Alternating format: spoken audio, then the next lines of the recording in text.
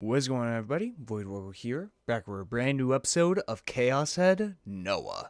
Last time on, Kazupi told us a little bit more about her past, such as meeting a very interesting homeless man that was able to communicate with her via her telepathic type of ability she has, and that he is saying that the world is going to end very soon, and that he's a bad man, and that he feels sorry for her and the other kids.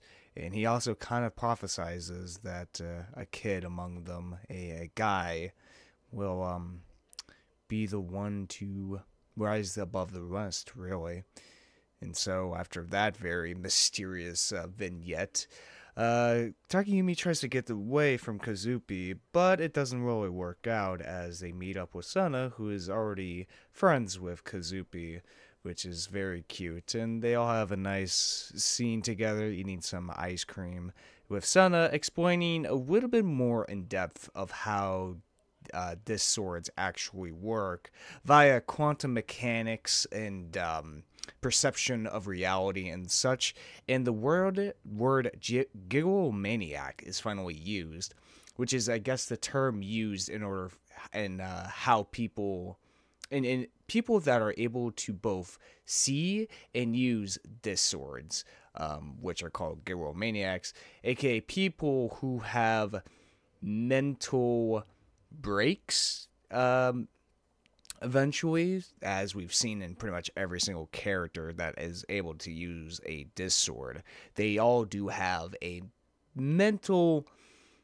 They're all kind of mental, is the best word to describe it, and that is how they're able to break away from society's, I guess, consciousness and become their own selves, therefore being able to use the disc swords from the I can't remember all of this very complex specifics of it, but it does have stuff to do with quantum mechanics and such. But after that, Takumi goes back to school, and Rimi's actually there this time, and it seems like things are getting back to normal. But we have a scene with the CEO of the Nozomi group, the ones behind Project Noah, named Nozomi Genichi, who seems to be the one heading the Project Noah himself, that has some other plans, not just for, working for the Committee of 300, but, his own devious means. And it seems like he's talking to somebody else in his office, but we really don't get a look at who he could possibly be talking to. But all we do get is that in the trash can, a little character fell, a little green froggy character. What does that mean? I have no idea, but it's not good, and I'm pretty sure I think we have one more chapter left after this. I feel like we're getting to, like, the head point. Like, I feel like this is the calm before the storm right now. Like, everything seems like it's normal, it's fine, but it's going to have a big turn, and I think the world, or at least Shibuya, is going to, like, end or something with, like, a giant earthquake, as, Genichi said that it's heading to its final phase. So, yeah, let's get right into it, shall we? It was lunch break. I usually skipped lunch. I had no one to eat with, and I didn't want to eat alone in the classroom. Recently, Remy had started asking me to eat with her, but since I was me, I would always get embarrassed and refuse in the end. That meant that my usual routine would be to leave the classroom and take refuge in a place I felt comfortable. Sometimes it was the library, sometimes it was the courtyard. But now that everyone in the school knew my face, there was no place I could go where I could relax. The merciless gazes that pierced through me, the abusive ridicule that was hurled at me. Today, too, I walked around the school, being exposed to all of it. Eventually, I knew I had no choice but to duck into a private bathroom, but right when I was about to, I saw Nanami walking down the corridor leading to the first year building. She was walking alone towards the classrooms. Speaking of Nanami, I hadn't spoken to her since the incident. I've been avoiding her for the entire week. And I'd been doing it because I didn't know how to act once I saw her. I had put my own life before hers. I was the worst big brother ever. It was only a miracle that Nanami had been always safe and sound. I had nothing to do with it. Maybe Shogun had told her that it was my fault she got kidnapped. If she had, she would definitely be angry with me. Maybe she hated me. Maybe she didn't want to speak to me ever again. That was why I didn't have the courage to go talk to her. But now that I'd seen her, I was starting to worry about her once again, even after everything. I wondered if I truly wronged her. I wondered if she had been injured. I wondered if she had been hurt mentally. For a moment, the memory of the hand resurfaced in my head, but I shook my head violently to ward it off. That severed hand, along with the bangle it had been wearing, and the cell phone it had been holding. It had all been a delusion, a real delusion. Because the hand had disappeared from the refrigerator, rather than thinking it somehow sprouted legs and walked away, it was far more reasonable to believe that it had never been there in the first place. The fact that Nanami was alive and well was proof of that. Before I knew it, I had broken into a run. I was chasing after Nanami. Her figure got bigger and bigger as I approached her. She hadn't noticed me yet. As she walked, she played with her hair with the fingertips of her right hand. As I ran, I started to call out to her. On her right hand, the hand that was playing with her hair, the sleeve of her uniform ever so slightly slipped down. Suddenly, I was hit with a strange feeling, and I choked back the sound I was about to make. Oh, shit. Whoa. I stopped dead in my tracks. I had seen it. It had been an extremely trivial, truly inconsequential feeling. And yet, white. It was white, as if trying to conceal something. A white bandage was wrapped around right wrist. Oh, that was the end of chapter 7? Ah, god damn it, I wish I could tell you like 2 minutes later. Whatever. Chapter 8, alright. That sucks. Oh, whatever. But, ooh. Now, what does that mean? It's either one of two things. It's either her hand actually did get cut off, or 2, it's something she's just covering her right wrist because of her clothing. It's either one of those two things. I'm going for the latter of it's just like her clothing, or like maybe she got, maybe she got burnt on her wrist or something. Like, that happens. But in Takayumi's mind, he's going to think, her hand actually did get cut off. And because Takayumi's mind can influence reality to such an extent, I wonder if that will actually be true. That's a dangerous thing about Takayumi and his power, is that his influence over reality is so fast, it is so changing. The flower bed just instantly appeared and everyone accepted it. Just like that, in a couple of seconds, right? So, and that's just doing it unconsciously, by the way. Like, he's not even conscious of, like, he's doing it as well. So, I'm wondering of, like, once he, like, if he does gain control of his powers, if he does get his disc sword, how powerful would Takayumi be? Because he can manipulate reality to such an extent, But he hasn't yet. That's also the big thing, right? He hasn't got his disc sword at all. Technically, he hasn't become a gigalomaniac. Sure, he can see them, but he can't grab his disc sword. Yet he is still able to influence reality via it. While with the others, they're able to exude their own version of reality via their disc swords, right? They're able to influence reality via, their swords by killing people, by locking it into reality. That's how they're able to influence it. While with Takayumi, he is special in the case of he is not limited to the disc sword, which kind of makes him a bit dangerous. He is very much a wild card because, as we've seen from being inside his head all this time, he isn't stable. He isn't the most reliable of a person to hold all this responsibility. You know what I mean? So I find that very interesting, and I wonder if the other routes are like, he creates them or something. I wonder what the hell is going to happen at the end of this first route. I really do.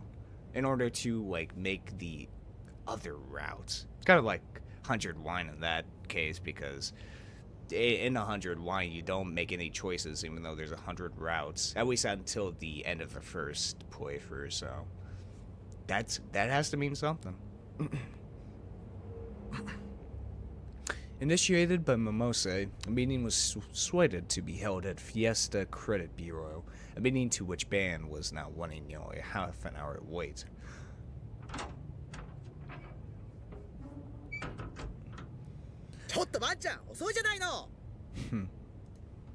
Momose's angry voice hurled into him as he entered the office. In response to this, Ban gave a minor shrug and proceeded to walk up to the desk of Frisia's president with an amiable smile on his face.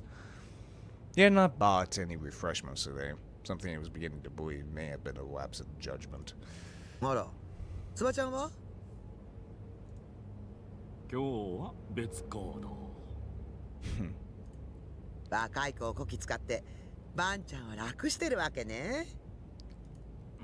いやいや、俺もちゃんとやってるよ。昨日だって徹夜でいろいろ調べてたんだぜ。おかげで最近の女子高生の生態についてはかなり詳しくなった。あんたね、呆れて物も言えないわ。で、こうして俺を呼びつけたってことは、あの子と連絡取れたってこと？今来てるわ。さすがももちゃん。ちなみに可愛い子かい？Momose promptly smacked Ban over the head, stopping his optimistic grin in its tracks. The sheer speed with which she had turned her wrist made the swap especially fierce. Fucking knocked him down. Before arriving at the building, Ban had made a private request to Momose. It entailed setting up a meeting between him and a certain person connected to the new gen cases. Rather than anything work-related, it was merely to satiate a personal curiosity. He was not planning on talking about anything related to the new gen investigations for the time being. And due to his position, Ban could not simply meet with the person on his own, else he would risk drawing the ire of the detectives he was getting ahead of. Momose urged Ban over to the corner of the office. It was a fairly cramped space, almost all of which was already taken up by the shelves packed full of files. The location was used as a reception area of sorts, and a pair of love seats had been wedged into the only place it could fit. Ban entered the section up to Momose, and his eyes went upon a lone girl sitting in one of the love seats. Okay. Connected to the new gen cases. Elise, maybe? Or Remy? The girl was wearing a Sumo Academy uniform, like everyone else in this damn game. Her head, pretty much every other girl in this game, her head and shoulders were curved towards the ground, and she looked incredibly haggard. ごめんね。お待たせしちゃって。Oh, well, yeah, that makes sense. The girl looked up in startlement upon hearing Momose. In the process, her glasses had slipped down her nose a bit, leading her to swiftly readjust them with her finger.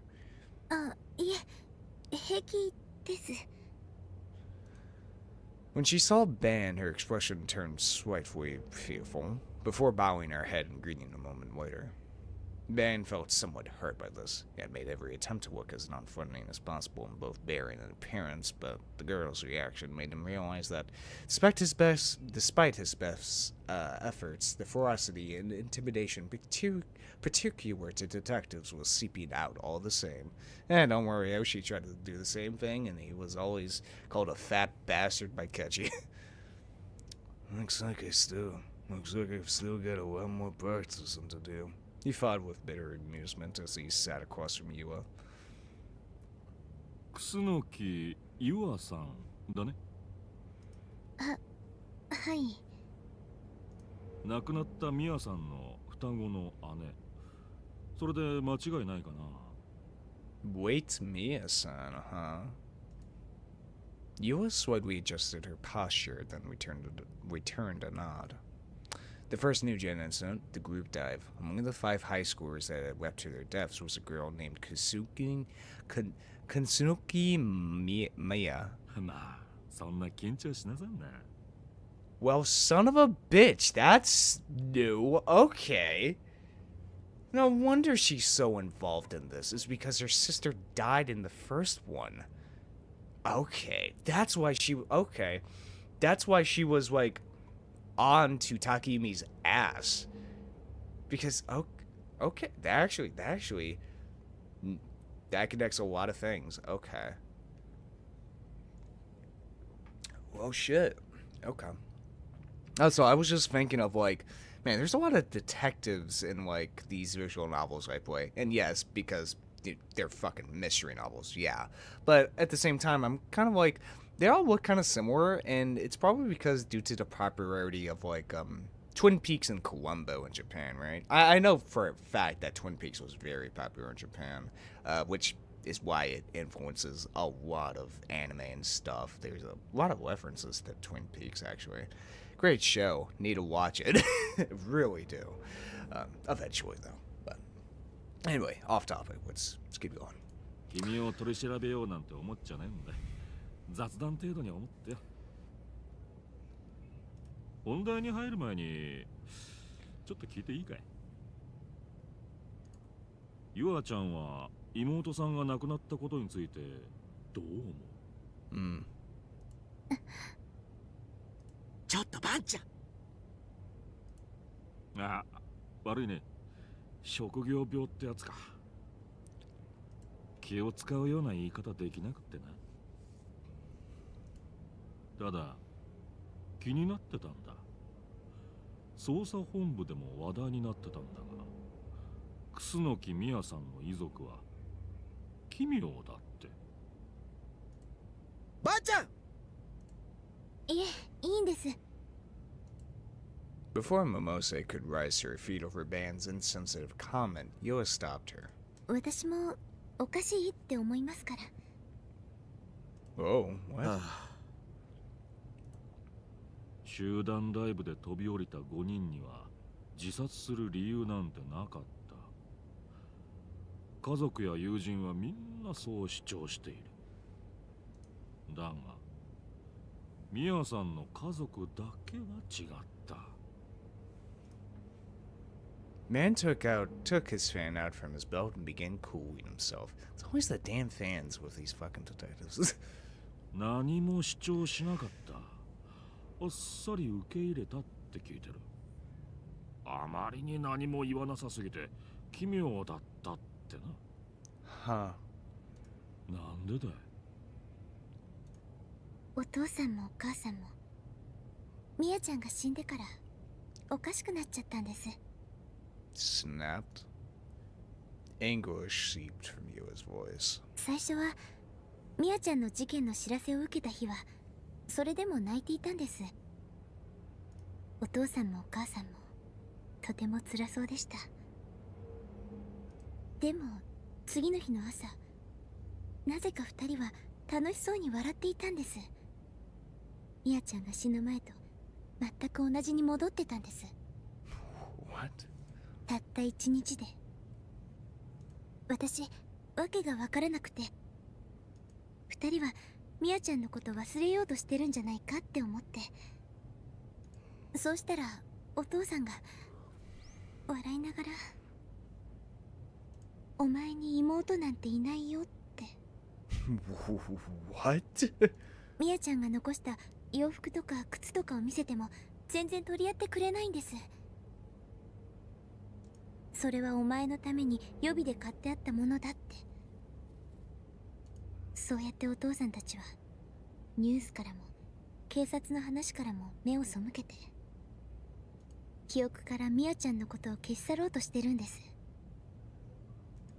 つまり双子じゃなかったことに。それで警察にもうちは一人っ子だって言って追い返してたわけか。What the fuck is going on? God, there are just so many details in this game that just make me go, what the fuck is happening?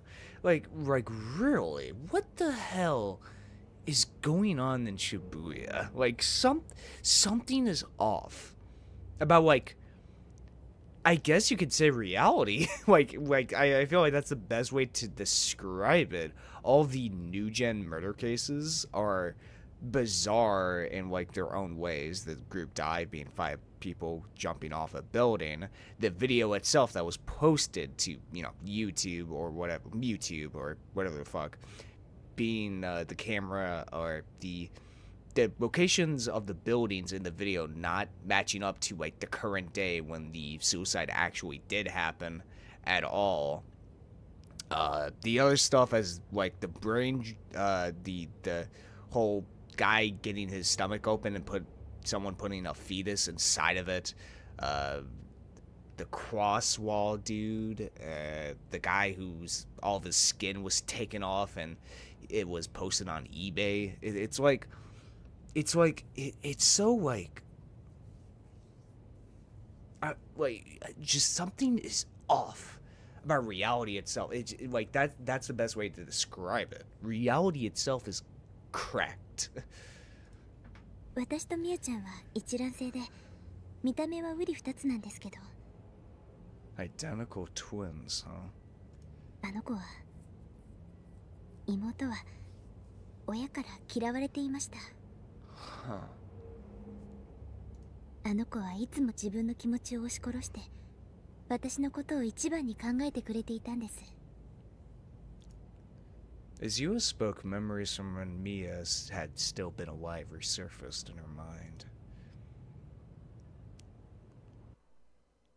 First came a memory from when the two had still been in elementary school.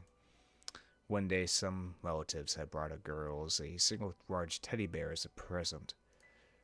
In contrast to the raw joy Yua displayed, Mia insisted that she did not like stuffed animals and proceeded to not even so much as look the plushest way. Okay, I was thinking like, twins, Zonozaki twins. Here we fucking go. Both her relatives and parents were upset with Mia for not acting as a child should.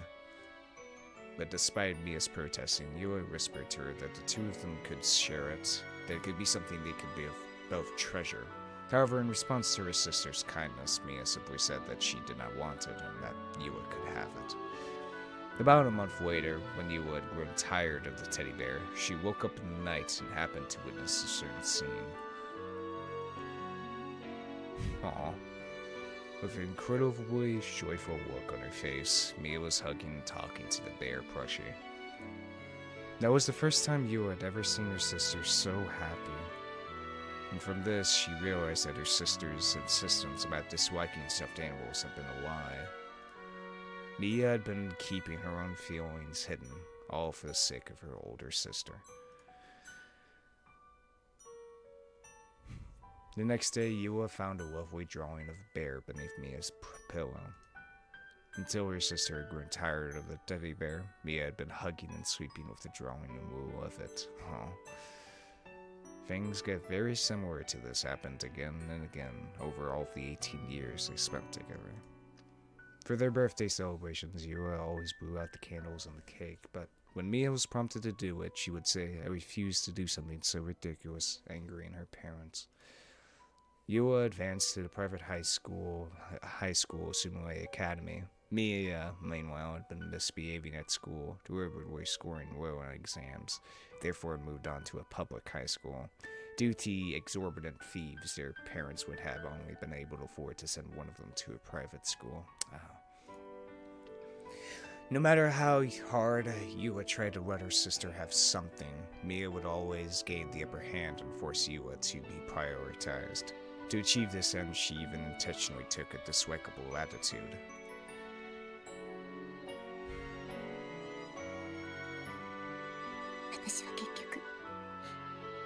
Mia ちゃんの優しさに甘えて、今まで自分だけいい思いをしてきました。ミアちゃんがいなくなって初めて、もっとあの子のために何かできることがあったはずだってすごく後悔して、私が代わりに死んであげればよかった。しかも挙句に親に存在そのものを忘れられてしまうなんて、こんなのあんまりです。あんまりにも悲しいです。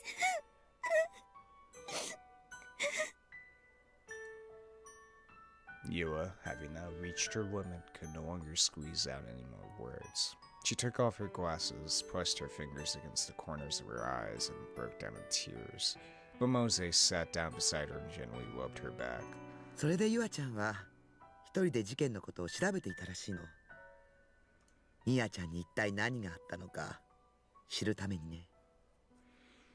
そりゃあ大変だったろ。そして一人の人物を突き止めた。Who? あ As Momose held Yua's shoulder, she turned her eyes towards Ban. 西條匠くんよ。なるほどね。Stroking the stubble on his chin, Ben leaned forward from the sofa. いつだったか西条と追跡劇をしてたっていう女子高生の話を所轄のデカから聞いたんだがもしかしてユアちゃんだったりする？ Yua nodded apologetically. 興味あるな。詳しく聞かせてもおうと思ったけどちょっとごめんよ。With a strained smile, Ban widely bowed his head to Yua and Mimosa. His words had been interrupted by the cell phone in his suit pocket. He swiftly took out the phone and checked the screen, so his name was displayed across it. もしもし、どうした？ Mosh mosh. 先輩、7番目っす。なんだと？ Son of a bitch. Sua's voice sounded strained. The sounds of investigators frantically scurrying about could be heard through the phone. Sua must have been at the investigation headquarters. ニュージェネ第7の事件が起きたんすよ。Fuck. Dan's eyes opened wide, and the expression turned bitter as his teeth sank into his whip. Sensing the seriousness of the situation from his behavior, Momose and Yua watched the detective with unease. ガイシャは3人、友人同士らしいっす。 3 victims? 3人とも胴体から体が切断されてて、 What? それぞれの上半身と下半身を別々に入れ替えてテグス、釣りとっすね。それで縫い付けられてたっす。 What? それと額にそれぞれ Q、D、N って読める傷が。 What the fuck? 何かのメッセージか？さあ、そこまでは。それと気になることが。司法解剖の結果は分かったんですけど、ガイシャの胴体の切断部はノコギリとか包丁とかそういう刃物で切断されたものじゃないって。どういう意味だ？なんか強い力で引きちぎられたそうっす。 Torn apart? 引きちぎられた。 Ban repeated Sua's words back to him for a low groan, and roughly scratched his head with the handle of his fan. まるで怪獣だな。あるいは最近流行りの魔法使いとかな。マジで言ってんすか？映画オタクの自分でもさすがにその意見には同意しかねるっす。なんだか例えだバカな。いいからさっさと捜査に戻れ。 After barking that order, Sue abandoned the call. Son of a bitch. Cut him in half and switched around the parts with fishing line. What the fuck? It really is just like I feel like it's 100% like the point of these new gen murder cases is like draw attention to it. I mean, they're just so bizarre, so insane that you can't look away. You have to discuss it with somebody else of like, what the fuck happened here? You know, I very much believe that it is like a distraction type of thing. But who the fuck is behind it? Because Nozumi hasn't talked about any of the new gen stuff at all. They've only talked about Project Noah and all the scenes we've seen of them. Like, it doesn't even matter that the new gen murders are happening to them. It's like, well, we're testing out Project Noah, and from everything we've heard about Project Noah, it seems like it has nothing to do with like fear, emotions, or whatever. They already have the technology, they're already testing it out. So what the fuck is the point of these new gen murders? What are they? Who's behind them, and for what reason? Is it maybe Shogun is behind it? Like it's some type of motivator for Takumi in order to get his sword, perhaps?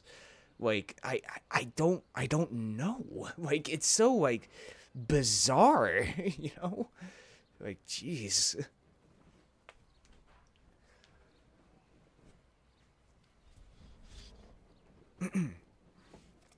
Now that it was November, I had a feeling that the sun was already setting much earlier than before. By the time Remy and I started heading home together after school, a faint orange was already staining the sky. ごめんね。 Despite being silent until now, Remy abruptly apologized. たく、いろいろ大変だったんでしょ。 It was the first time I got home with Remy in a while. I was genuinely really happy that she'd come back. She even been the one to initiate it, saying let's walk home together. Since we'd only gone home together no more than twice, I'd secretly been worried that it would never happen again. However, that turned out not to be the case. 一緒にいてあげられなくてごめん。知り合いが例の地震で怪我しちゃって、ずっと面倒見てたから。 Huh. Even though I hadn't asked, Remy was kind enough to explain herself to me. Though, to be frank, almost all of Remy's words were going in one ear and out the other. The bandage I'd seen on Nami's wrist at lunch break had been burned into my eyes and refused to go away. もしかして怒ってる？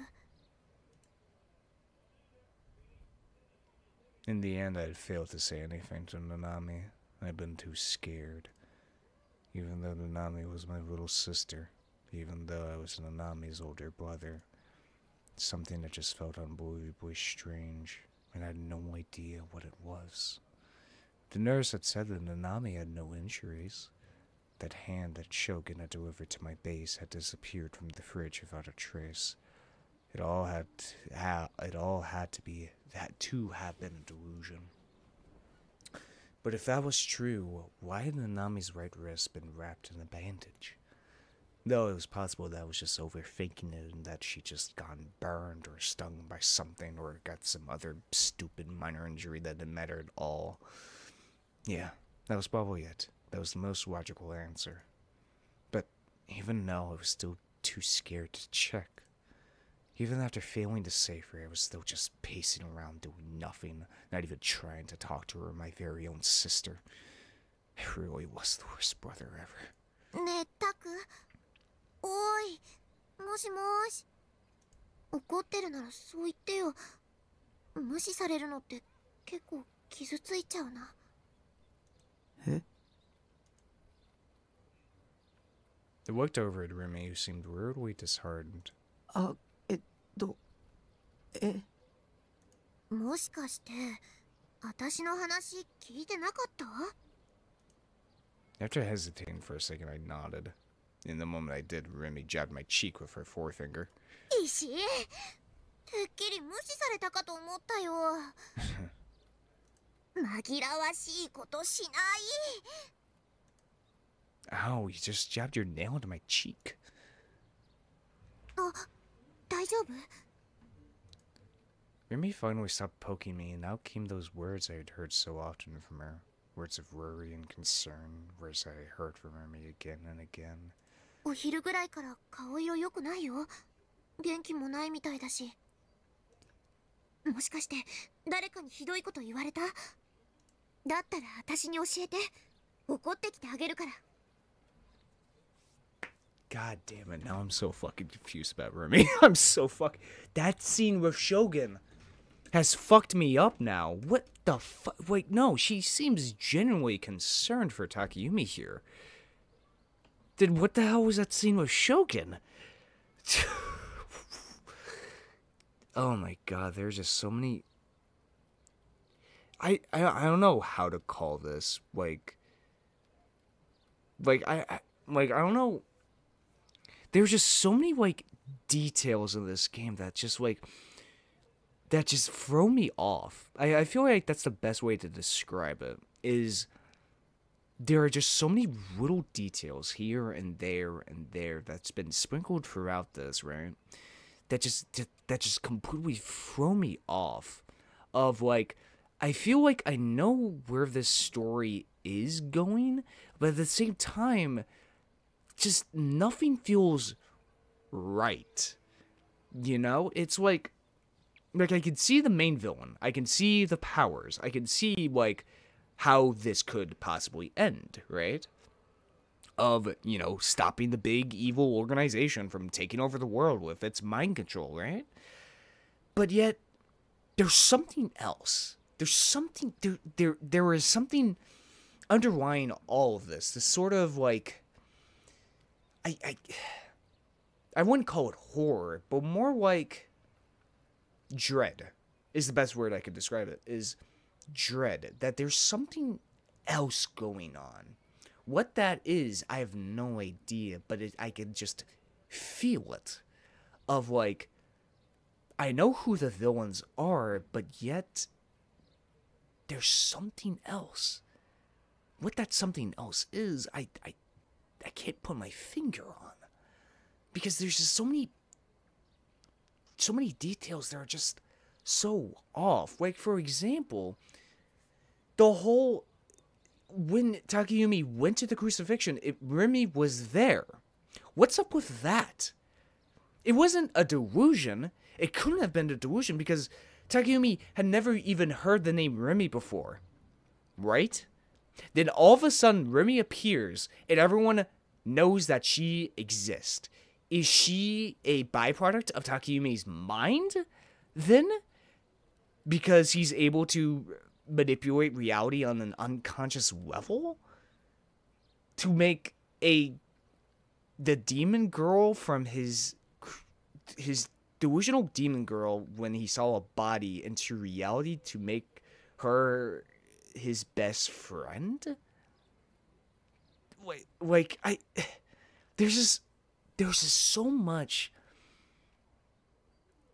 many things off. There's like, that's the best way to describe it. There's just so many things off, and I really do hope this is intentional. I feel like it is intentional, of creating this sense of dread, of keeping you off balance, of you don't know what's going to happen next, because there's just so many things off about this story, you know?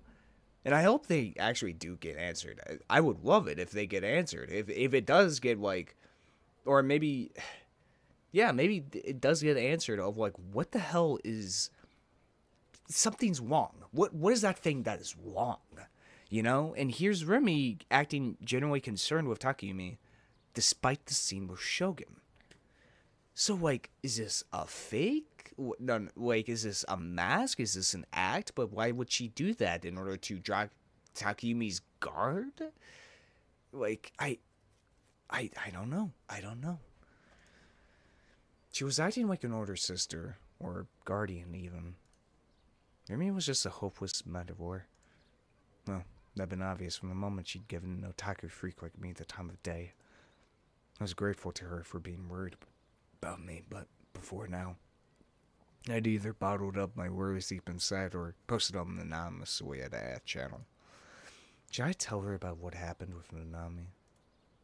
But when I told her about this sword that one time, she hadn't believed me at all. Then again, that would be the natural response from anyone sane. So if I were to tell her about Nanami, she'd probably either A, be speechless, or B, just laugh in my face. And if that was true, there really was no point in telling her. All I needed was for her to stay by my side. It would be better to bring the topic up with Kazupi or Senna instead.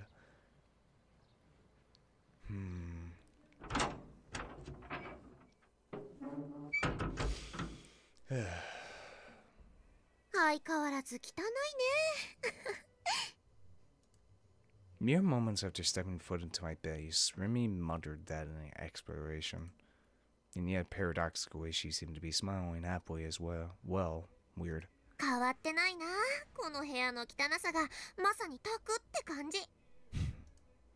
If you're going to be like that, then just queen it, be my guest. With a sigh, I turned on my PC. ちょっと帰ってくるなりパソコン？友達が来てるんだから少しはおもてなししてあげようっていう気持ちにはならないのかな。ねえ、お話ししようよ。Oh boy, here we go. After hitting me with such an unreasonable demand, Remy sat down on the sofa. Alright, you know the drill, boys.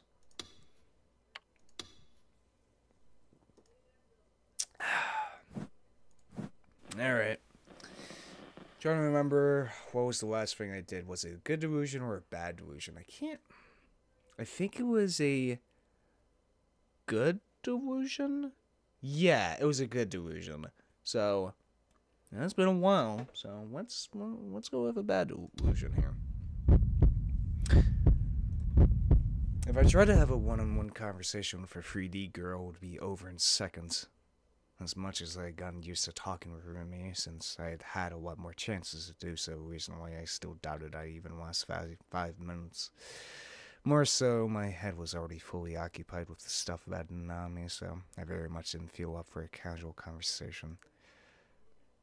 And so I resorted to just ignoring her. I sat down in my chair, all remaining painfully aware of my own worthlessness.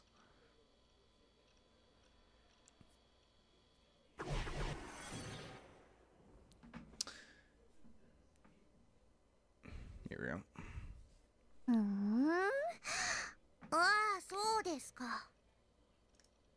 そういう態度なら私帰る。勝手にすれば。I sensed Remy stand up behind me. When I turned around in surprise, she was already heading toward the door. I hurriedly called out to stop her, but I was too flustered to get the words out. Right then, Remy stopped and looked over his shoulder. 妹さんのこと心配？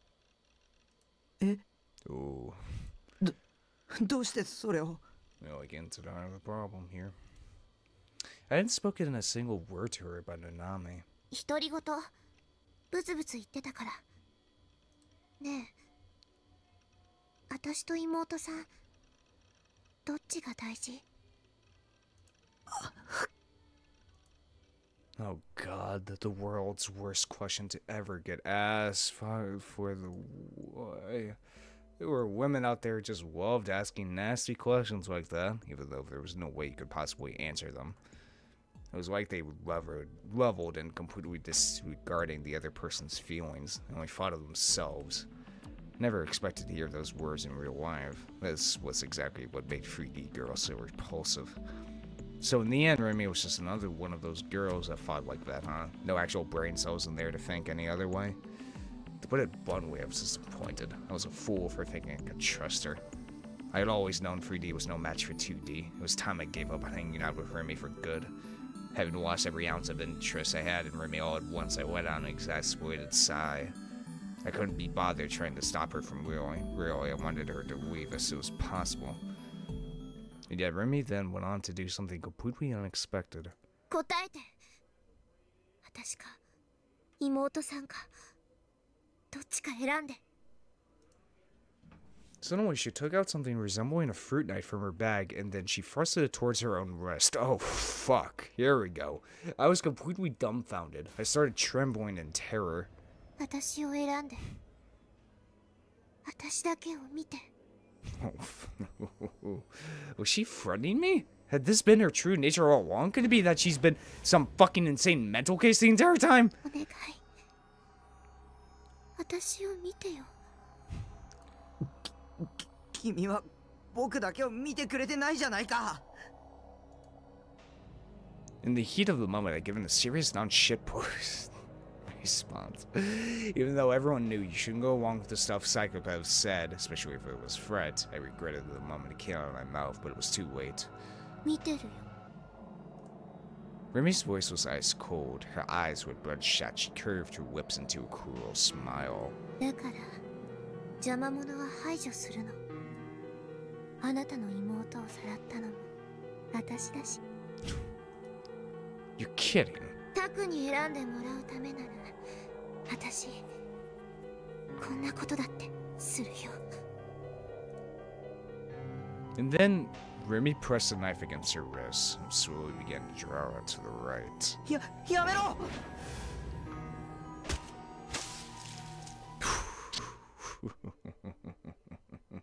え？やめろって何が？ You know, the more I think about it, I feel like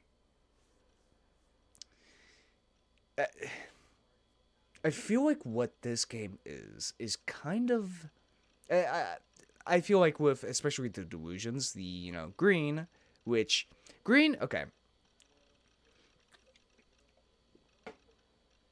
Let me gather my thoughts here. Oh, that was a bad went down the wrong hole. Excuse me. Anyway, especially with the delusions, since Takumi is an otaku, he loves anime, he loves visual novels, he loves eroges, right?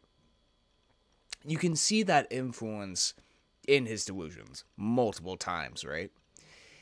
And I especially in the green and the red delusions. Green represents riffs on eroge visual novels, right? Like the girl like accidentally showed her panties to the main character, right? That type of situation you see in like ecchi anime or eroges, for example. And then red is kind of riffing on horror visual novels, right? Were horror visual novels that popular in the 2000s? Yeah, I mean, really, Higurashi really did popularize like horror, at least in visual novels. That's for damn sure. I mean, yeah. I mean, Tsukuhime is about vampires, right? So there's definitely that sense of horror in visual novels. Obviously, I'm just basing this on the little knowledge I have about like the history of visual novels, right?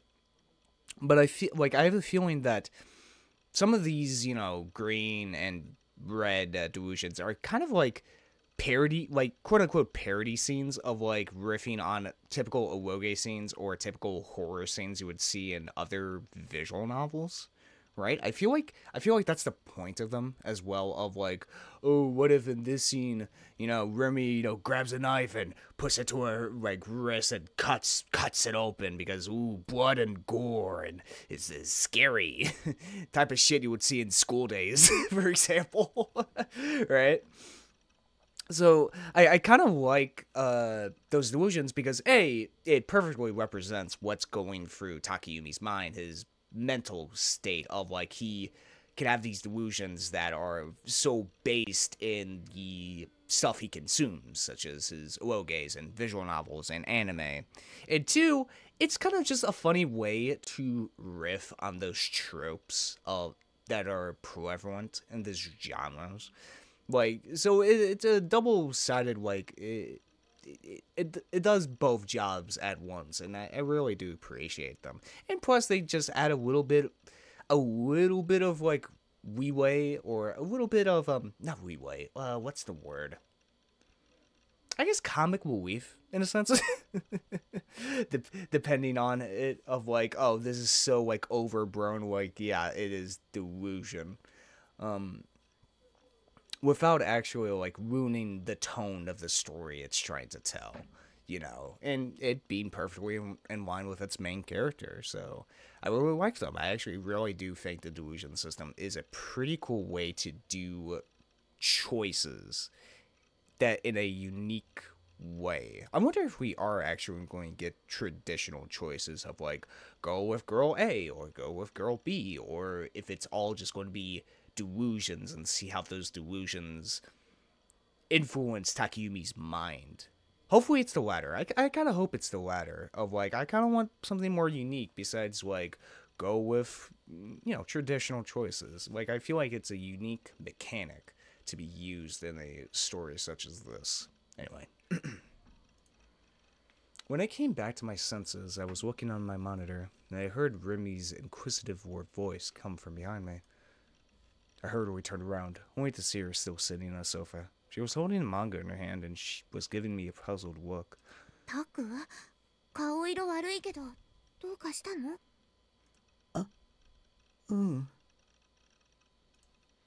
What, had that all been a delusion? God, that was so fucked up. メールだよ、ボケナス。あ、今の何? Yeah. Wait a second. Maybe I just heard my Serotan notification tone. Oh god, how embarrassing. When I opened my email software, I saw about 3 messages from Grim telling me to join the chat room. Now that I thought about it, I hadn't really chatted much with Grim recently. We used to talk online pretty much every day. But since I've been refraining from playing ESO, it had been around 10 days since we'd last talked. Alright, Grim. Yo. Hey, Nido-kun. Been waiting for you, because there's been another new gen. What are you even on about? Sort of asks you out here. New gen, dude? What the fuck do you think I'm on about? How exactly did we go from new gen to nude gen? New generation, new gen, and nude gen. Come on, that shit's obvious. Use common sense for fuck's sake. More importantly, there's a separate case. どうしたの? Likely having noticed my gasp, Remy stood up and walked over to me. She peeked over my shoulder at the monitor. 第7の事件. If it happened again, under the new gen. How long was this damn thing going to go on for? Was I next? Would I be the victim of the 8th case, the 9th? タク、気にすることないよ。何も怖いことなんてない。タクは狙われたりなんかしない。全部タクの被害妄想ね。That was completely baseless encouragement. Can't call me down with such weak sauce shit, Remy. Anxiety aside, Grim was pretty much the new gen news guy at this point. He'd been keeping me in the loop about basically everything. Even now, he was going out of his way to link a bunch of blog posts and news articles about it. Seemed like he really wanted me to take a look.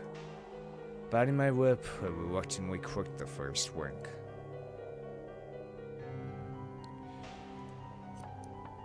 Seventh new gen dubbed the DQN Plus. Oh, fuck. DQN. On November 4th at approximately 4:50 a.m., the dead bodies of 3 men were discovered hanging from an iron pole near a railroad in Shibuya, Tokyo. The deceased had been identified as 19-year-old Fujitada Kohore, unemployed, 20-year-old Anzawa Shiboro, college student, and 19-year-old Takari Ryu, a construction worker. According to the police, the bodies were severed in half at the waist, but the wounds do not indicate the use of any sharp weaponry. Furthermore, the bottom halves of each of the bodies were interchanged with one another, forming new combinations which were tightly sewn back together with thread. Carved into each body were the letters D, Q, and N, respectively. The police are investigating the possibility that this may be a message left behind by the culprit. On the popular anomalous online board @channel, images of the incident were leaked prior to the official coverage of the events. It has already been accepted as the 7th case of the New Generation Madness, aka New Gen. It was christened the DQN puzzle due to the manner in which the top and bottom halves of the corpses were recombined. Notably on @channel, the term DQN means an individual lacking basic. I'm just going to look at the said. Dude, they got hentai anime. Fuck yeah. And a gambling corner? Yeah. DQN means an individual lacking basic common sense. Regarding the serial new gen cases, the mourning families of the victims have been taking legal action against some particularly offensive posts on the @channel, a move which has sparked fierce debate online. Posted at 3:27 p.m. Zako. Lloyd articles, interview with Yuri Brightman, UBC Television USA. 1,000 calls about Esper Boy flooded overnight. His body was glowing? Mysterious eyewitness testimony you won't see on TV. Japan's fake Esper Boy tops Mewtwo viewership ranking. Wow. Okay, here's... 3 bisected corpses in Shibuya. New gen for the win! What? Says DQN, wow. Literally zero connection to the other cases. Police are dumb as fuck, Waffle. You trying to say it's one of us anti-DQNs? With lower bodies swept around and shit, it's like a puzzle, but with corpses. If only I could trade in my upper body for some alphas. Wow. Let's let boys Nishijou sniff out the perp for us any time now, huh? New gen news bearer. Group diver, man-child, crucifixion, vampire, numbskull, finger food, DQN puzzle, to be continued. Shudders. Whoa. 今日午前4時50分頃、東京都渋谷区の線路沿いで男性3人の他殺死体が鉄柱に吊り下げられているのを通りかかった新聞販売員の男性が発見しました。It's fucking crazy. 警察の調べによりますと、殺されたのはいずれも渋谷区に住む無職藤田康平さん、大学生の安沢三郎さん、とび職の高木亮さんの3人です。3人とも胴体の部分が切断され、それぞれの上半身と下半身が別々に入れ替えられて糸で縫合されていました。3人の額にはそれぞれ謎の傷がつけられており、警察では犯人からのメッセージではないかとみて調べています。渋谷では2ヶ月ほど前から猟奇殺人事件が頻発しており、警察では今回の事件も同一犯による犯行の可能性が高いとみて捜査を続けています。2 months, Jesus.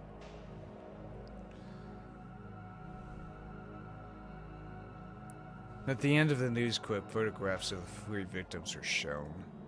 I had seen those faces before. Is it the fucking guys that beat the shit out of Takumi and Kazooie beat up? あいつらだ。知ってるの？昨日僕に絡んできた。 Oh my god. I'd given them my wallet, but they kicked my ass anyway. I'd then fallen unconscious, and when I woke up, Kazupi was beside me. The 3 of them had been collapsed on the ground, covered in blood. I dug my wallet out from my pocket and stared at it intently. When I came to, Kazupi had been carrying it, and she'd given it back to me as soon after.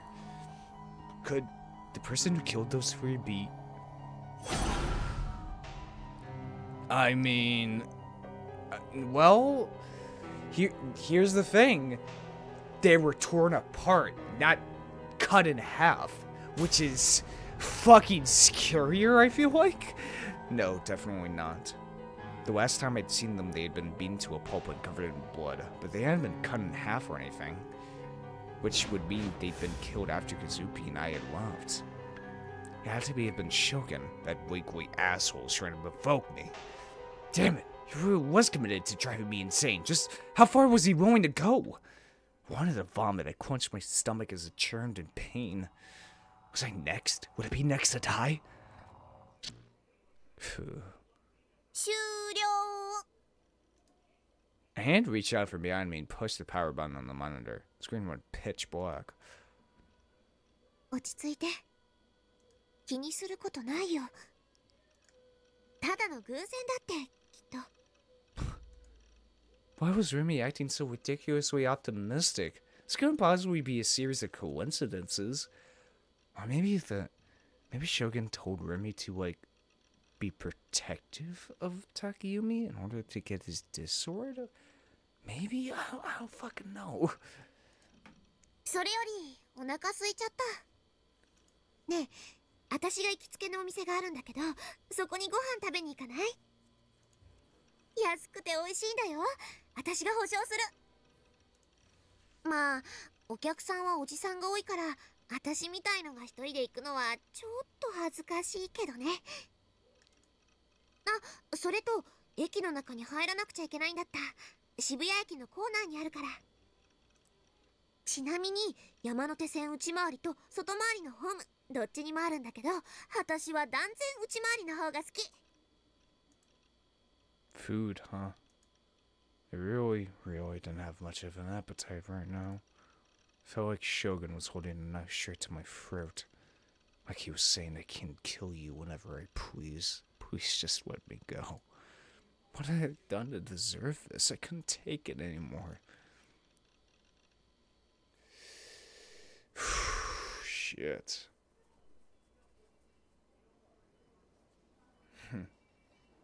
Kishimoto Uese was lying in the hospital bed, idly gazing out the window. Yeah, she put her this sword right next to the window. No bars lined the outside of it, fact which set it apart from those at Arc Hard Medical, where Uese had stayed in the past. All that stood past the window's frame was the landscape of Shinjuku, decorated by skyscrapers and illuminated by the sunset. Flocks of pigeons soared freely through the sky, flapping their wings to their heart's content. Every now and then she would gaze upon this sight with a pained expression. Her slightly tired eyes were empty and bleak. Her irises reflected nothing. Her lips, which could let flow a voice so beautiful, it shook the youth of Shibuya, were now sealed tight. Not even so much as the hum could escape from them. Following her suicide attempt, an event which caused quite turmoil, she had been admitted to the psychiatric ward of a large hospital in Yoguri. Her injuries were already very nearly healed. According to the doctors, it had been nothing short of a miracle that she had been able to survive a fall from that height, let alone with barely even a scratch. However, she had indeed hit her head fairly hard, and as such she had been rushed to the hospital. Primarily so they could see how the situation would develop. It had already been over a week since then. However, despite her having been being admitted for such a reason, all it seemed to entail was a few rudimentary tests taken every couple of days or so. Beyond that, she had been rather neglected. Her hospital room was private, with no other beds inside it. Ever since her stay had begun, this sword had been leaning against a window. It constantly emitted blue light, yet nobody who visited her ever seemed to notice. Not that there had been many visitors to begin with. Phantasm fans would attempt to force their way into her room daily, but as they always caused a disturbance in the process, the hospital had an excuse to forbid them from visiting her. And since Elise was somehow detached from her family, there were almost no others who came to visit her. Her fellow band members had made an appearance once, but Elise used that opportunity to announce her decision for the band to break up. They had not contacted her again since.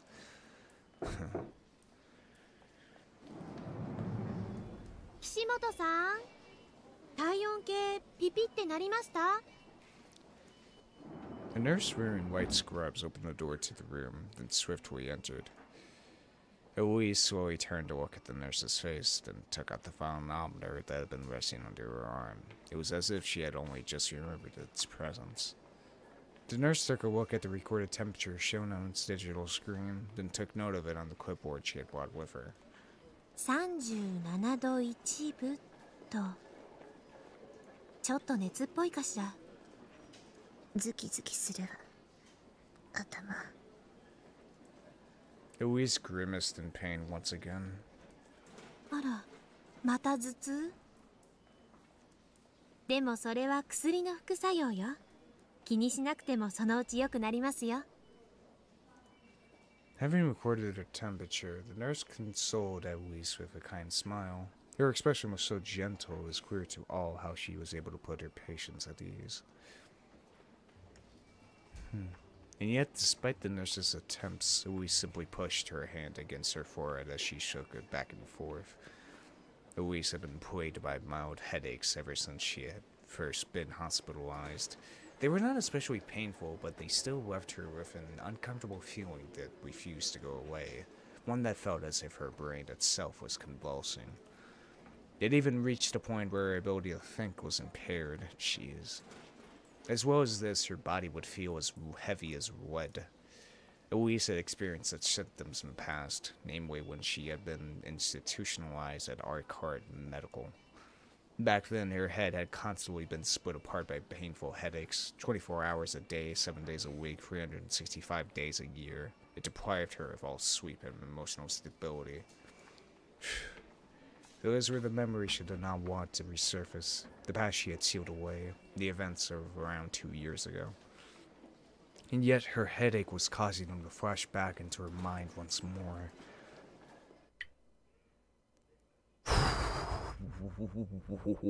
What? In them, a dark room, its single window locked behind bars. Apart from the wall in which that window stood, the rest of the walls were covered with mirrors. Eloise had been placed in the center of the room, sat in a crude steel chair. She was wearing headgear with countless cables protruding from it. Her hands were tied to the back of the chair.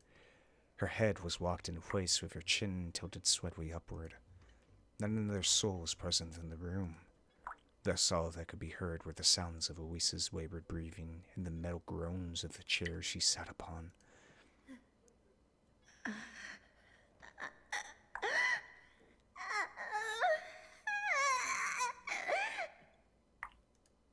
Saliva trickled down from the corners of her mouth, accompanied by moans akin to those of a beast. If they didn't want to hear them, they would have never been able to guess that they would be coming from a girl as young as her.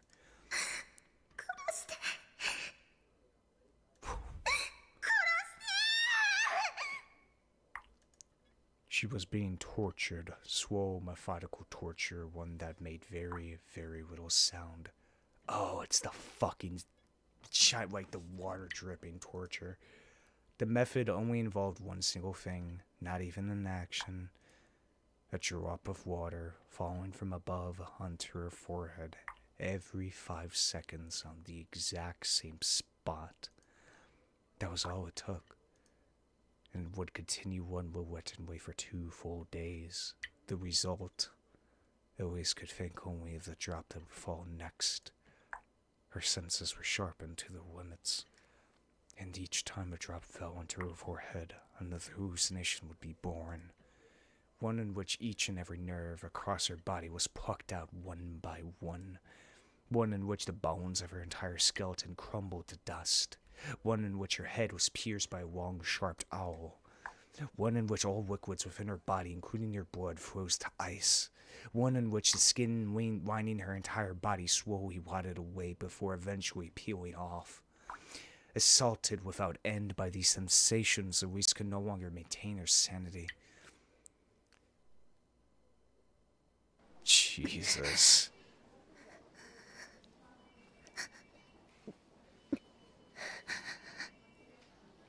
Now this is making me more and more sure, like, the Zubi group created Giggle Maniacs. I mean, what the hell? How else do you describe that? Like, psychological torture in order to mentally break someone? Like, Jesus. Returning to her senses, she breathed erratically. She tightly gripped the sheets, lining the bed. Her body trembled as those dark memories of hers resurfaced in her mind. The nurse that had been in the room just a moment ago was already gone. Dinner time had just arrived at the hospital, and the querulous sounds that came from it resounded from down the hall. Elise tried to recall the words the nurse had spoken to her right before leaving. Was her headache really just a side effect of the drug she was on? Or had it been caused by her hitting her head, perhaps? Perhaps it was just a hallucination brought forth by her past memories. She was unable to come to a decisive conclusion.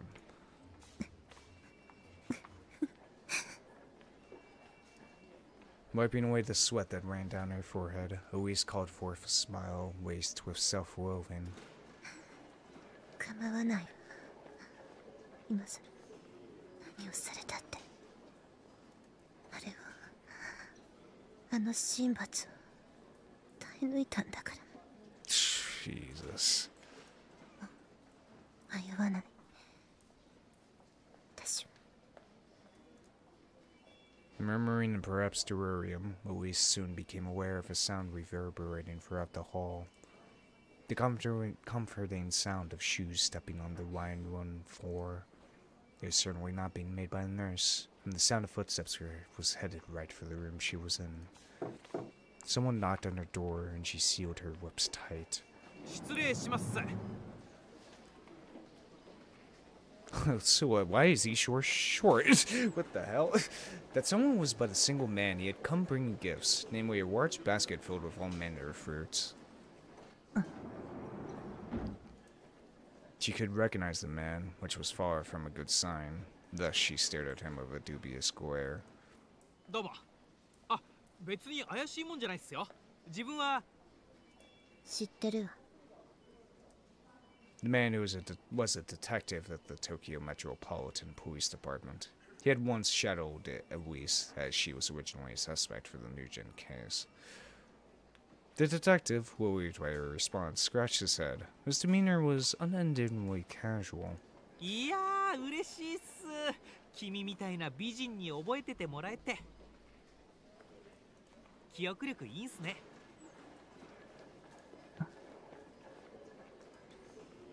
The detective moved closer to their bed. Elise briefly glanced at her disc sword leaning against the window. It lay just outside her reach. 今日はお見舞いに来たんすよ。そうは思えないわ。目的は？鋭いっすね。The detective flinched very overtly, his reaction perhaps being bordering on theatrical. まあ、ちょっと綾瀬ちゃんに聞きたいことがあって。あ、これ、よかったら食べてほしいっす。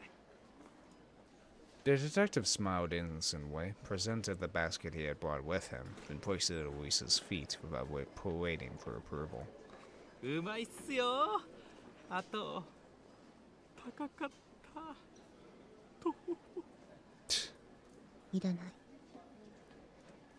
まあ、そう言わず、せっかく買ってきたんで。後でお母さんが来た時にでも切ってもらって。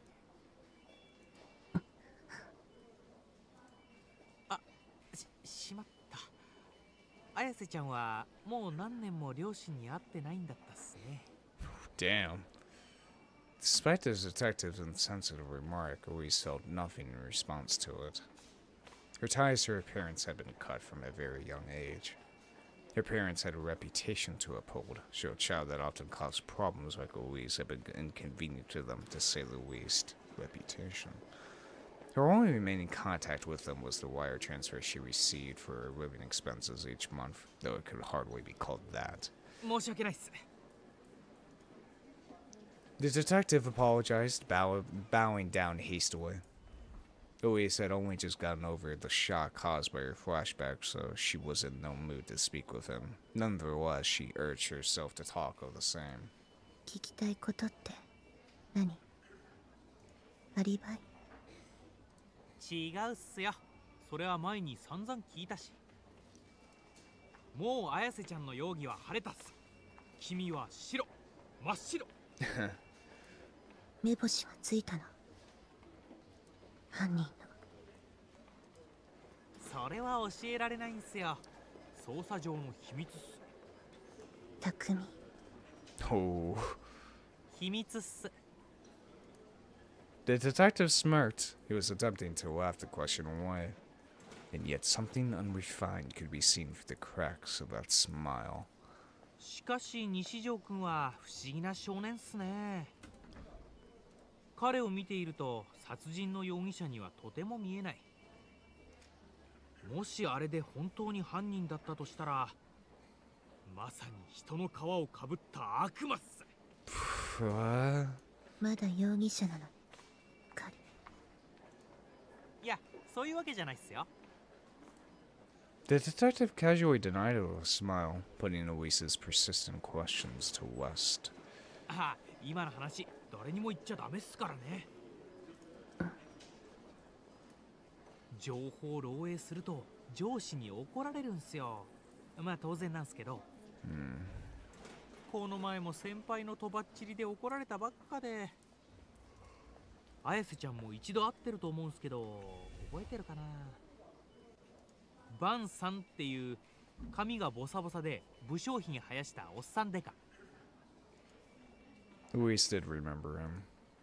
When she had been questioned, that older detective had been even more talkative than the younger one she was conversing with now. His way of speaking had been a lot more assertive as well. あの人がすぐこのバカってどうなるんすよ。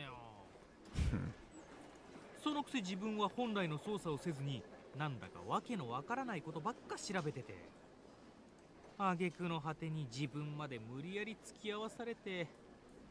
That's what's called being a good fucking detective, alright? So it's always the last thing you think of, alright?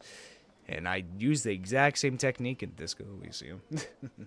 Check that out in the description below. 最近胃が痛いんすよね。いや、まあ根はいい人っすし、勘が異常に鋭い人で、過去にも難事件をいくつか解決に導いたらしいんすけどね。その話をするためここに来たのは。Luis interrupted the man, and his smile quickly soured. ああ、いや、申し訳ないっす。つい愚痴入っちゃったっすね。今の話は全面的に内緒にしてほしいっす。諏訪守る、一生のお願いっすよ。それで一つ目は、なんであんなことを？ Huh? Oh. Despite his ambiguous phrasing, Luis could tell that he was referring to her diving off the school rooftop. もう何度も話したわ。他の刑事さんに。邪神王グラジオールの復活を阻止するためですか？ Huh? 死ぬつもりなんてなかった。魂を一つ上のステージに持っていこうとしただけよ。Oh boy. 例の若者の間で話題になった君の歌についても似たようなことを言ってたっすよね。That was the second question he had for Luis without his faint sigh. ニュージェネのことを歌ったものなんかじゃないわ。あの詩はグラジオール期目視録詩編のインスピレーションを受けて作った第3章102節よ。Okay, what the hell is the Graudu Book of Psalms and Revelation, fictional? A high fantasy novel based on the Eastern European myth of Graudu, the wicked-hearted king. With the saga in its entirety being told over the course of 23 volumes, it depicts the battle between the 7 Black Knights and Graudu. It was written by R.C.O. Zeiger from 1929 to 1951. Yeah, that does sound like a fucking old fantasy novel. The series has been translated into several languages, but it never gained widespread appeal due to its rather esoteric writing style. Zeiger's other works related to the Galdor mythos include the Galdor Book of Kings and Wicked Hearts, Apostolic Letter, and more. All of these works are collectively referred to as the Galdor Saga. It's like the Eternal Champion and fucking Eldrick. 世界に邪神王グラジオールが現れようとしている。復活を阻止するにはグラジオールが流した黒い血によって作られた7つの杭が必要。Fucking 7 stakes, god damn it. 杭は剣へと形を変え、神罰を乗り越えた7人の黒騎士の手に渡る。7 swords, huh? How many swords have we seen in this game? We have Elise, We have Asena. We have Kazupi. We also have Takiyume. That's 4. So we need about 3 more. 目には目を、歯には歯を。邪神を背負うし人間だけが邪神王を滅ぼせるのよ。なんか映画みたいっすね。そういう壮大な設定は好きっす。Always squared at the detective in response to his comment. 設定じゃないわ。現実よ。じゃあ最後の質問っす。The detective casually brushed away Luis's objection, though she was all too used to this form of dismissal by now. Not a single person she had told this story to thus far had believed it. 君や西条くんの他にも水明の生徒について何人か洗ったんすけどね。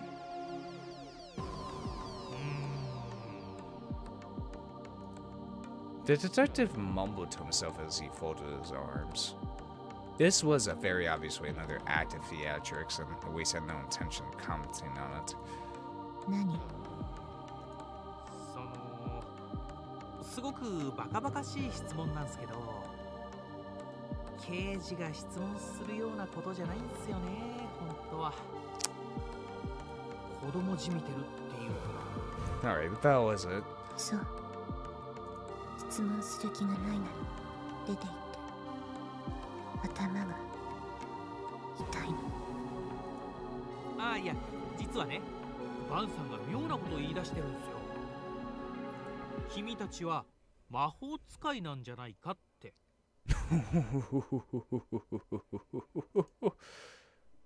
Upon hearing that the subject of that remark was Pearl, Luis raised her eyebrows in suspicion. 違いますよね。Wizards, huh? 使えるわ。As she replied, Luis's line of sight was directed not towards the man, but towards her hand that lay atop her bed sheets. 綾瀬ちゃんって面白い子っすね。でも、ニュージェネはグラジオールの騎士とは無関係。ああ、そうっすか。まあどうでもいいんすけどね。The detective, completely disinterested in what Luis had just said, brushed off her words once again. They began to stretch.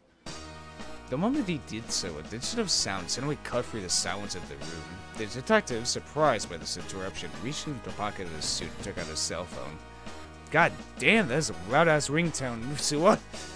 まずった。病院って携帯禁止なんすね。オフにしておくの忘れてた。うわ、しかも今からだし。付き合って4年になるラブラブの彼女がいるんですよ。He turned his phone off with a grin, forcing the caller to hang up. He then turned to Luis once more. 綾瀬ちゃんは映画見るっすか？スパークウォーズって知らない？それに出てくるダース・スパイダー伯爵のテーマなんす。今のメロディ。Crown Darth Spider theme.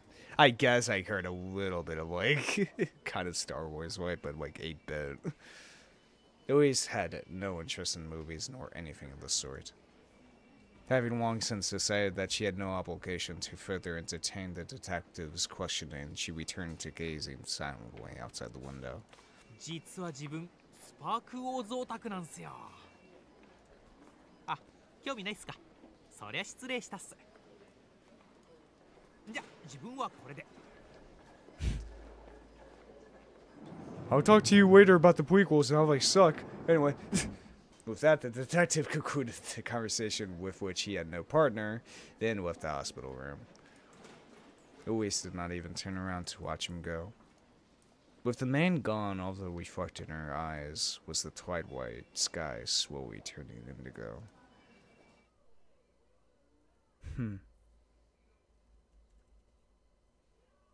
What the fuck? Oh boy. このボケナスずっと待ってたんだからね。あなたのことなんか大嫌い。でも大好き。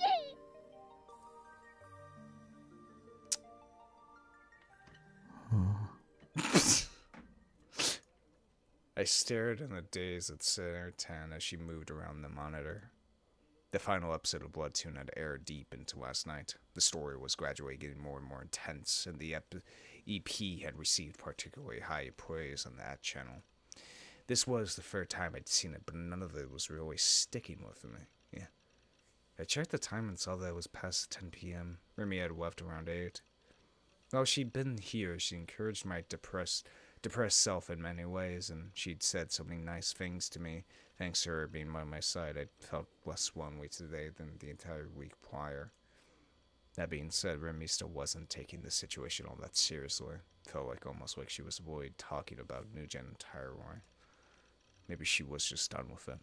With me. Her friend had been hurt in the earthquake, and seemed like she had already had a lot on her plate with just that. She probably just didn't have any room left to bother me with me and my problems. But the issue with that was, well, yes, I was probably way too paranoid. There's no doubt that this was a genuinely dangerous situation. I could be killed today, even. Shogun had been coming after me all this time. Persistence didn't even begin to cover it. If I could just understand what he was doing or why he was doing it, then I could work out some countermeasures.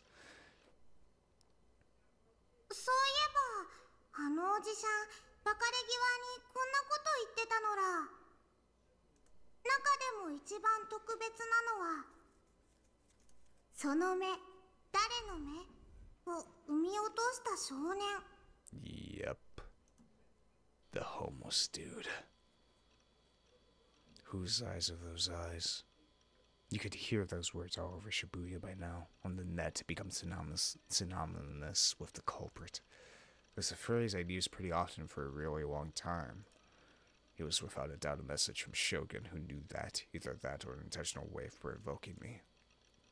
When I had first started using that phrase, it felt like someone had taught it to me. I vaguely remember the first time I'd used it. It was an essay I'd written back in elementary school. The title was that very same phrase, whose eyes are those eyes? I'd almost completely forgotten what I'd actually written in it. I wanted to check now. What had I written in that essay? It was probably stored in my parents' place. Though, I had a feeling they might have thrown the old thing away by now. Then again, when it came to things that were pretty important to me as a kid, I did have a habit of storing them in a big empty candy tin I used to call my treasure box. The essay could potentially have been in there. What to do? Should I go to my parents? But Nanami. I didn't want to show my face to Nanami. I wouldn't know what to say. 僕はどうしようもなくヘタレだ。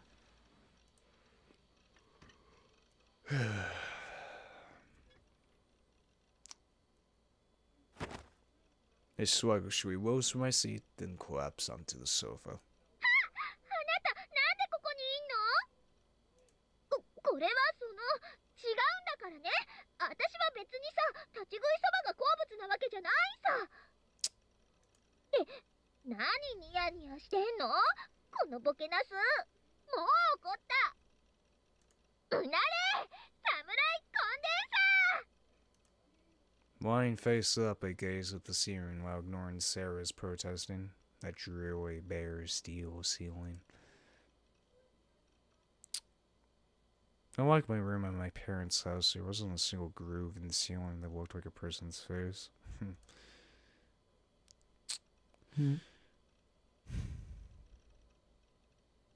Suddenly, in the corner of my vision, I noticed a familiar tin sitting by the elongate packages piled up on my locked bed. あれって。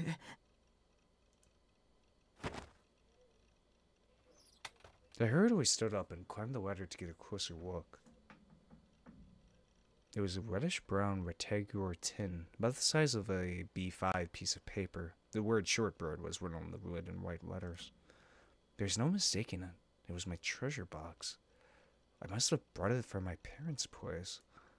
Though I definitely didn't remember doing so. Gee, good job, me. Always faking ahead. I quickly grabbed the tin and opened the lid. Inside were a few test answer sheets, essays, scraps of paper torn out from sketchbooks, and so on. It was mostly all paper, but there were still a couple of small objects in there. Took all the pages from the tin at once and began flipping through them for my target. It didn't take long to find. After all, I was at the very top. Huh. Whose eyes are those eyes? The essay paper had faded in color. The handwriting, not even a mother could call it good. Could this essay be hiding some kind of important secret? Something Shogun was particularly exploiting? Something that had to do with why the homeless man had referred to me as the most special. With a gulp, I began to read it one word at a time, being careful not to overwork anything. Here we go.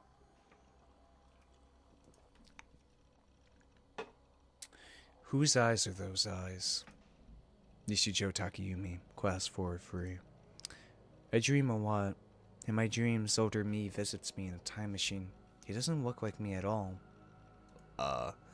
His time machine has a lot of buttons. I think if you push one, a shower or some shampoo or something comes out. I asked older me how it works, and he said you could go see dinosaurs or even go back to when cavemen were around. He asked me what I'm bad at in school, and I said I'm bad at math. He told me there was a switch that would make me really good at math. I tried to push it once, but he got mad. He said I had to work hard and get better by myself. That was the only time he got mad at me. After he stopped being mad at me, he was super nice, so I was happy. He told me about the girl I was going to marry. That's a secret. I asked him about God. He told me God is real. I think he's real too. My mom said God is always watching, and he'll make you go to hell if you do bad things. So I can absolutely never do bad things. I have to be nice to my little sister too. Mom told me God doesn't watch you do bad things, but that it's a scary man instead. The scary man is the whose eyes are those eyes monster. He makes you go to hell if he sees you. God's eyes and whose eyes are those eyes are in the sky, the ceiling, the walls, and there's a lot of them in my school, and they're watching me no matter what. So I think I have to do a lot of good things like studying and other stuff because of that. It's embarrassing though, because they watch me even when I do things like go to the toilet or take a bath. Also, ever since I was little, I could close my eyes and dream sometimes, even though I wasn't sleeping. It was like the inside of my head was like a video game or a manga. Huh. But when I do that, the whose eyes are those eyes monster comes out, so I don't want to do that. I asked my mom and she told me not to do it. But when I do that, the whose eyes are those eyes monster comes out. But while I'm writing this essay, I asked older me in my dreams to tell me more about the time machine, but he said I knew everything. He wouldn't tell me more stuff because I'm just a kid. So from now on, I want to do lots of good things so I can beat whose eyes are those eyes. The end. What the fuck? なんだかよくわからないな。 This would have been around the time when I first started feeling God's gaze. Maybe I was going through some sort of phase back then? Either way, trying to understand anything from this extremely cryptic essay was beyond impossible. It felt like it'd been easier to decipher a bunch of hieroglyphs than it would be trying to figure out what the hell I'd been talking about. As I thought that, I noticed that something was scribbled on the back of the page. Come to think of it, hadn't I loved doodling back then? Yeah, like in my social studies textbooks, the pictures of historical figures would always have mustaches or sunglasses drawn on them. My notebooks would always have flipbook-esque animations drawn in the corners.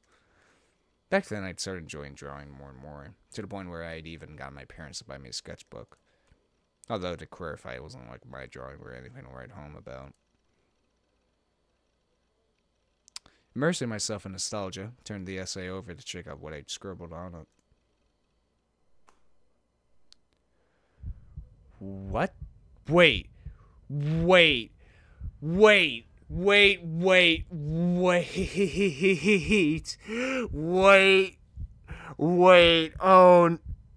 no. Oh my god. This is the fucking thing we've kept seeing.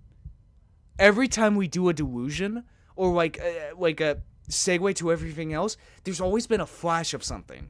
There's always like there's been flashes of like different images. And I always thought, like, I always saw those, I'm like, are those, like, hieroglyphs or something? Like, they always look so weird looking. But no. It was this thing. IR2? What the fuck? This is the thing we keep fucking seeing every time I do a delusion.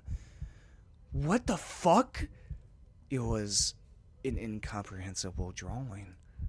But that was definitely comprehensible. There was still something familiar about it. Something I'd seen recently. IR2 Whether it was a mathematical formula or had some other kind of meaning or was just a meaningless string of numbers and letters, I had no idea. But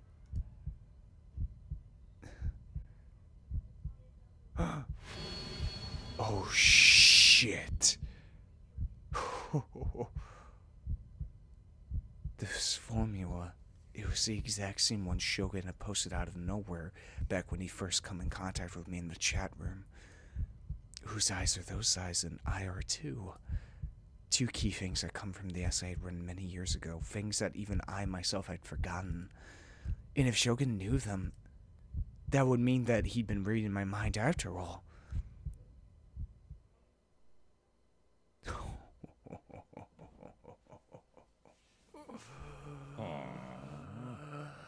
Son of a bitch. Wow, I really did not expect that. That was such a, like, shotgun blast to my mind. Because, like, as soon as I saw it, I'm like, holy shit. That's it. That's the thing we keep seeing every time we do, like, a delusion. Or sometimes when we do a delusion, it's that thing that pops up. Like, that flashes before, like, it transitions. So, okay. But when I do that, it's like a video game or manga, but when I do that, the whose eyes are those eyes monster appears. So I shouldn't do it. What the fuck is the whose eyes are those eyes monster? It's not called the devil. It's not called the devil. So what the fuck is what type of what the fuck is going on? Like what? Holy shit. I don't know. Maybe this is just Takumi's version of his Giggle Mania. You know, like how Louise has formulated it into a more fantastical, like a fantasy way of looking at it, or a more spiritual way of looking at it by trying to transfer spirit to a higher plane of existence. How Senna has looked at it from a much more crackpot theory point of view of fighting against a secret organization that's, you know, she uses science to back up her claims of her mental break, I guess. Luisa's is religious mental break, while Senna's is more scientific mental break. I guess maybe this is just Takumi's mental break of, like, he's afraid of being watched by others. So totally afraid of being observed for who he is.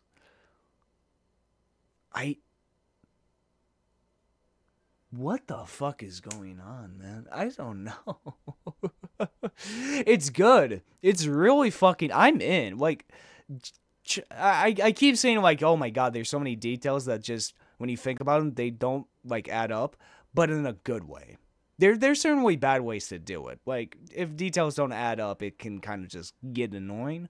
But in this case, for this game, like, specifically, or I should say the story, it really fucking works because just it adds that dread of what, like, you don't know what's happening. You don't know. And it's... like, what the fuck is going on? Like, really? Like, hell, even during, like, Yume Neko, yeah, there was instances of I myself going, like, what the actual fuck is happening? I could at least, like, keep up with it of, like, okay, I can take this information and store it somewhere and, like, add it to a theory or something. For this game, it's more of a, what the fuck can I do with this information, and how does all of this connect to each other, you know? Like, there's just so many different threads here that it's like, how can I connect them all together into a comprehensive thing, you know? It's like so mind-boggling, and I love it. I love when fucking stories do that to me. I love when stories make me fucking turn upside down and look behind me and fucking just make me just absolutely just like go nuts. I love when stories do that. I really do. I wish more stories would do that, of just making me absolutely just be like, what the fuck's going on? Because it just makes it more interesting to me. But goddamn. I hope you guys have enjoyed this episode. If you did, hit that subscribe button. If you liked it, hit the like button. If you tell me something, put it .com scroll. Check out Discord server here on it, or my Twitter. Check the description below. And yeah, it's been Voidlego. I'll see you guys next time. See ya!